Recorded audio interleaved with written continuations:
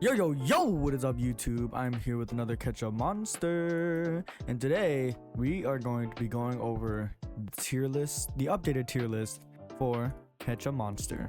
So follow me over here if I can just show you this. All right, so first one on the list is I've changed the chart just a tiny bit to make it a bit like more like understandable. So we are gonna go off of strength. All right, we're gonna go off of strength, like how good the monster is currently right now.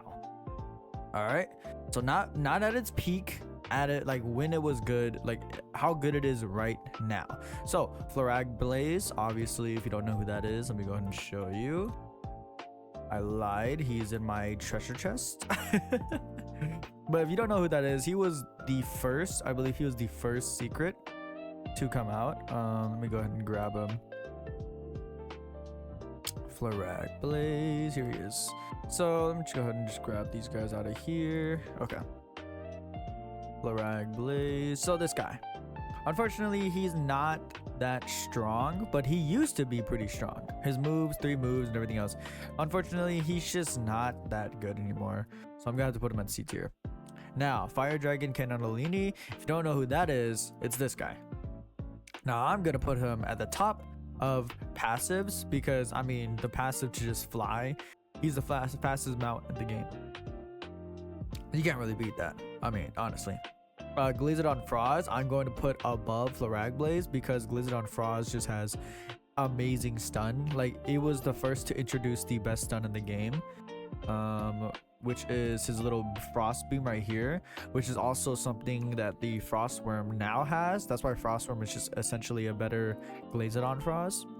So yeah, let's go ahead and put him top of C tier because he's not quite B tier, I don't think. He's just not that strong. Actually, nah, he's just not B tier. Eclipse Knight. Now, unfortunately, if you don't know who Eclipse Knight is, he had a huge downfall because they nerfed the passive stacking. So that was a huge blow, and that just sucked overall, to be honest. So, and S tier, if you don't know already, I'm gonna save it for the top 3 monsters because you can only have 3 monsters on a team. But yeah. So Lunavox. Okay, Lunavox was really good for a while. But then in the Endless Spire, when you kind of hit like the upper floors, like 110 and up, like Lunavox is just ass. Like it just gets one tapped out the ass. No matter how much HP it has, no matter how much protection it has, it dies instantly. It's just not good. Titanisk, I'm going to put above Flarag Blaze because it has the amazing buffs, but however, it's just not quite good enough to really be any higher on the list because of its stats. Necro Dragon, I'm actually gonna put above Fire Dragon because they have the same passive. However, Necro Dragon is just stronger when it comes to abilities itself, because like it's just revamped moves from the Fire Dragon. However, it just does more damage. That's literally it. Now, Hydrolope, S tier. No question about it, S tier. Has the best DPS in the game, damage per second. And also, when you pair it up with Shiny, it has the best crit chance in the game because it's the only monster in the game that hits 5 times with a move, like a single move. So that's just insane. On top of the Tsunami, also like the Tsunami just, let me see, the Tsunami just stops all animations. So like if a monster's about to use a move, the Tsunami hits them, it stops their animation and makes them like not do the move. On top of that, it goes through the enemy, so that's just insane in itself. If you don't know who Hydrolope is, he is the newest evolution of Hydrabit, this guy over here. And if you don't know, you should definitely check out my other video on why I'm actually farming him, because yeah, it's definitely really important, and I think he's gonna be in the meta for a good while until the next update. That's just my opinion. Let's see. Gildron. Gildron is definitely C tier. Like he's just, I don't even know why he's on this list. I gotta forgot he was on this list. Oh, you know what? Who I forgot?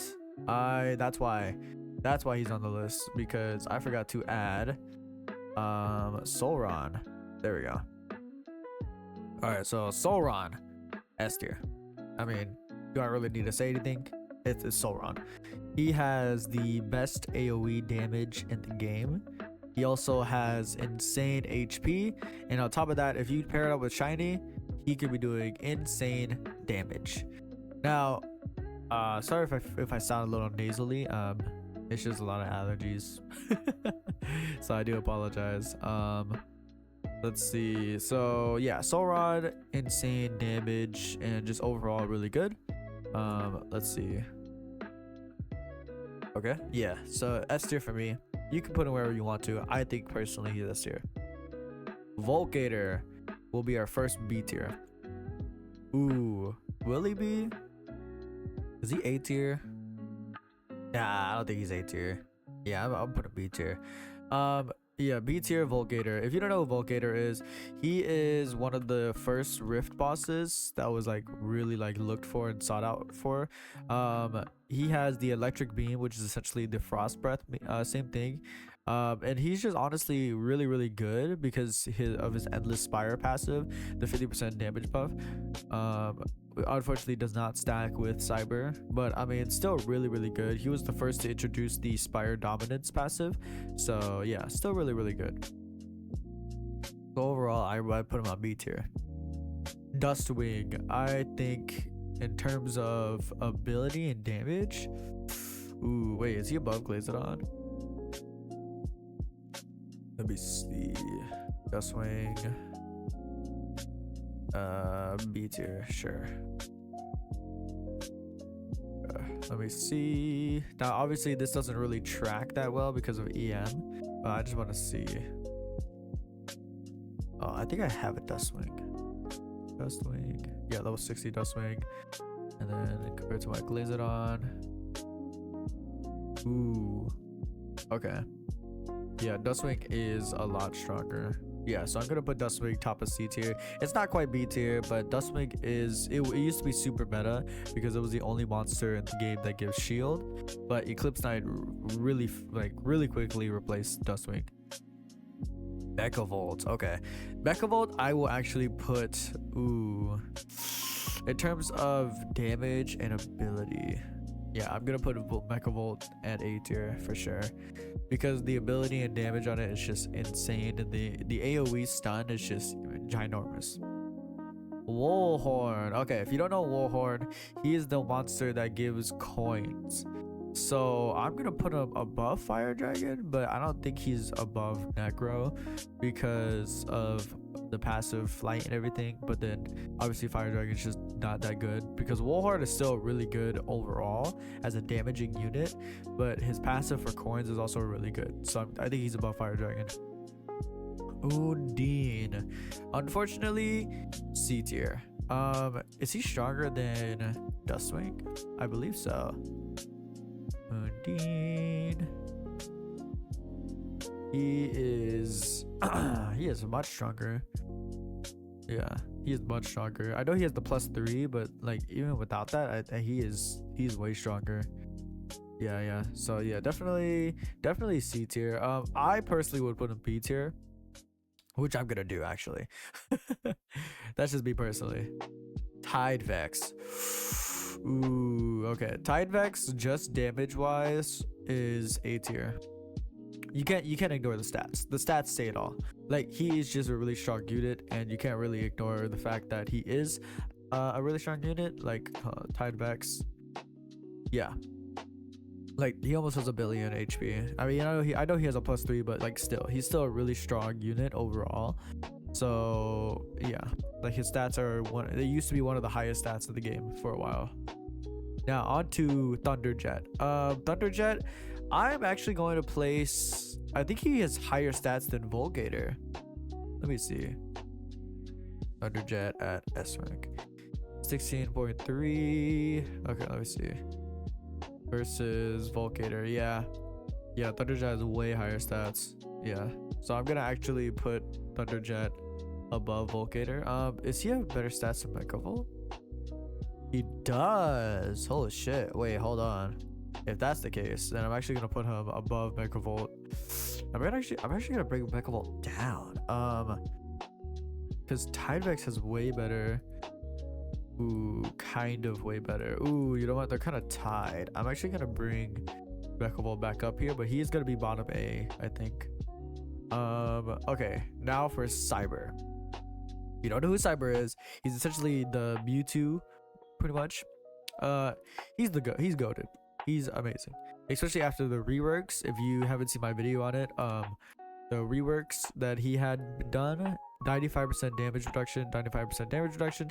He essentially goes in and just survives. He takes all of the aggro basically, and he just survives while the rest of your team kind of just pelts him.